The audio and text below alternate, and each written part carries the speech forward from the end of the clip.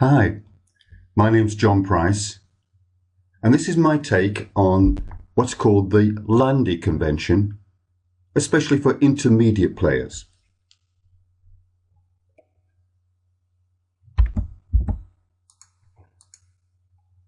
Let's have a look at a hand. Right, okay, we have a nice hand.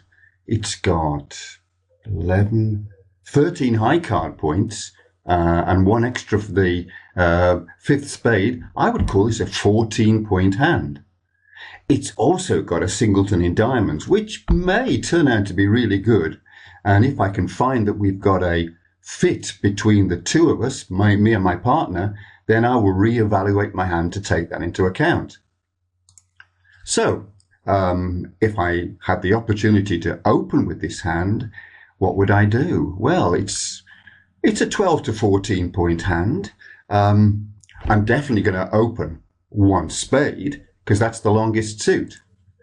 But I've got in mind what my second bid I would like to be is 2 hearts.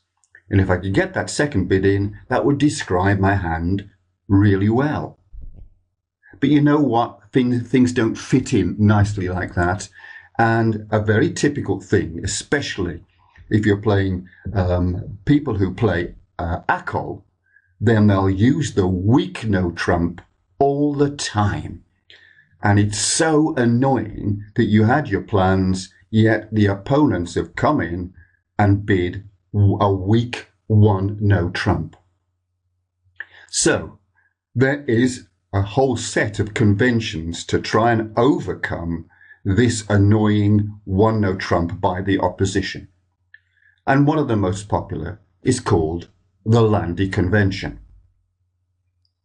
And what you do is you bid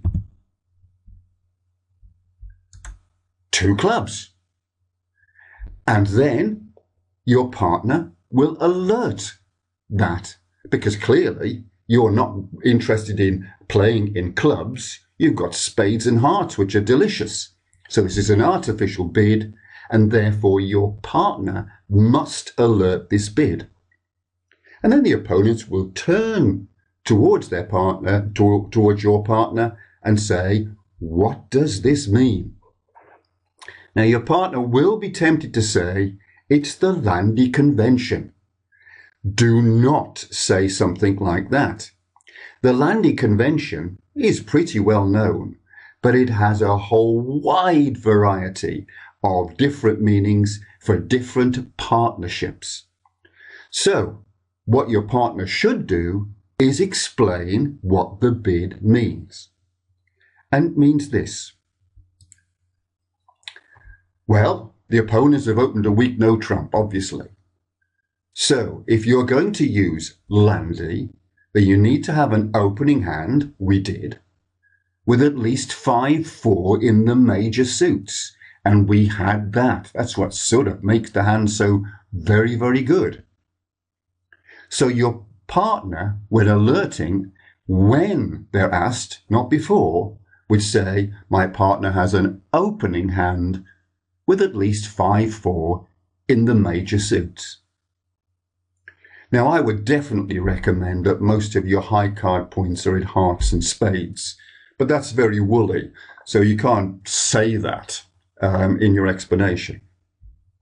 But do remember that if you are going to use the convention, then it has to be alerted because it's an unnatural bid. Okay, well, let's have another look at a different example. Okay. Well, we've got, in this case, we've got 5-5 in the major suits. Very good. How many high card points have we got? 3, 6, 8, 10 high card points. But we've got 2 extras for the extra heart and the extra spade. I would definitely call this an opening 12-point hand. Okay, yes, I do notice that there is a void in there. And yes, that can be extremely valuable if we can find a fit in one of the other suits. And I'm definitely prepared to reevaluate the value of this hand significantly if we can find a fit, but not before. So, if I was going to open this hand, what would I do? Well, again, it's a 12 to 14 point hand. It's just on the margins, but it's a 12-point hand. So I'm going to bid. I'm going to open. But do I open hearts or do I open spades? Well, if I open one spade, then that would allow me to sneak in a bid of 2 hearts. And I've described to my partner that I've got those 2 suits and I've got 12 to 14 points. The trouble with that, though, is that if you open one spade, then your partner's only got 6 or 7 points. They may have some hearts, but they're not going to bid them at all. They're not going to tell you anything about that. They're going to go 1 no trump. So the usual convention these days is that you would bid 1 heart first. It's a choice, but then that gives the opportunity for your partner with a weak hand to say whether they have spades or not. That's what I would go for anyway. What I want to tell you today, though, is that what happens when the opponents bid first and bid this horrible 1 weak 1 no trump.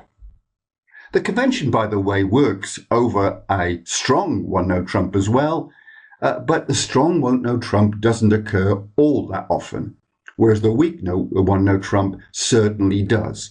So it's really good against that particular way of bidding. All right. Well, what do I do here? In this case, I haven't got 5-4 in the majors. I got 5-5, but it was at least 5-4 in the major suits. So this is another great example where I can go 2 clubs. And again, that would be alerted by my partner. Oh, it's not quite the same, but yeah, it's a similar sort of hand. High card points, we have 2, 7, 10 high card points, and 1 for the 11th, 11 high card points. But we've got that lovely singleton, haven't we? Nevertheless, would I open with that particular hand? And the answer to me is no, I would not. Not even if I was not vulnerable and the opponents were and so on. I would not open with that. So I'm going to stick with the rules here.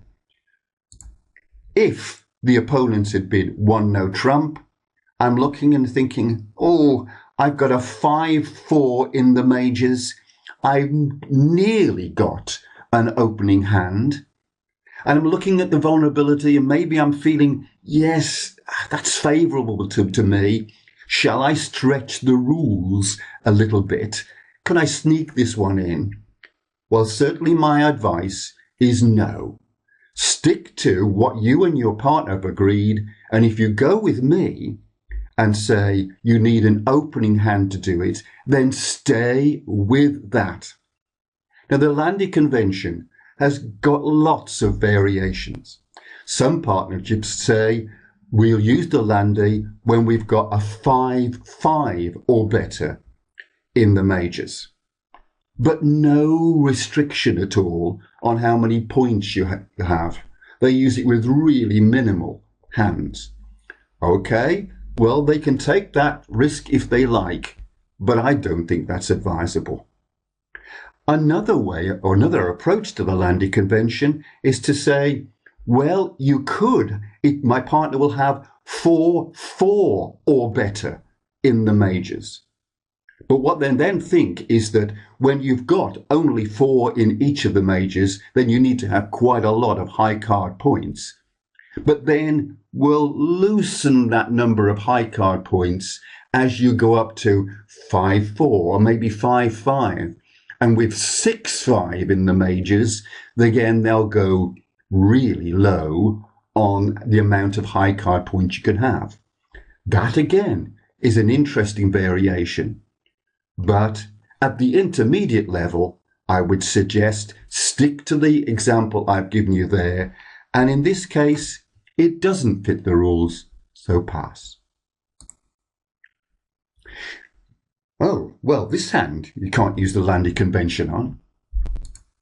But what happens if your partner uses the Landy Convention?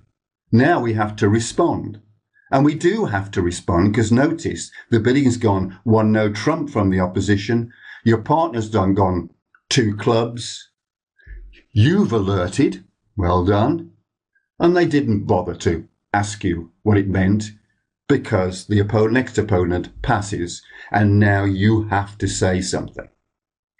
What do you do to respond to a partner's Landy Convention?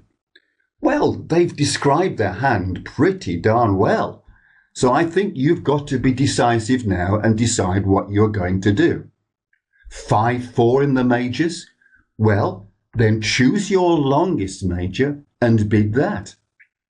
And if it's a weak hand like this one, we're only going to bid at the 2 level. If it's somewhat stronger, bid at the 3. If you think it's good enough with your hand, why not bid 4? But be decisive. Assume that whatever you bid is going to be the contract. Oh, but in this case here, do we choose hearts or do we choose spades? Well, we're playing it that your partner may have 5 in one major and 4 in another. So wouldn't it be nice if we left this decision about what suit it's going to be to our partner? So you can do that. Again, it's an agreed part of the Landy Convention that if you can now go 2 diamonds, and it means, of course, it will be alerted by your partner, and it means, partner, I've got the same number of hearts as spades. You tell me what the suit is going to be. And then your partner, if given the opportunity, will choose a hearts or spades. He'll choose the longest one, of course. If there is a choice. If there isn't a choice and they're both the same length, he'll go hearts. And then you're away. So, in summary, I suggest that before being tempted into stretching the rules, and a lot of people in bridge clubs do stretch the rules on Landy, before you even think about that, just become familiar and confident with the convention as described and stick to those rules. If you're going to have to respond to your partner, then make sure that you're going to have to be decisive and bid assuming that that will be the contract. And if you can't decide on whether it's hearts or spades because you've got the same of both, then bid 2 diamonds and your partner will then decide on the suit for you. And finally, if you're asked to explain what a Landy bid is, don't say Landy. It gives a name to it, but it doesn't describe it and explain it as the rules of bridge say you should. Describe your rules that you're following in the clearest terms, and that's the fairest and clearest way of doing things. Thanks for listening.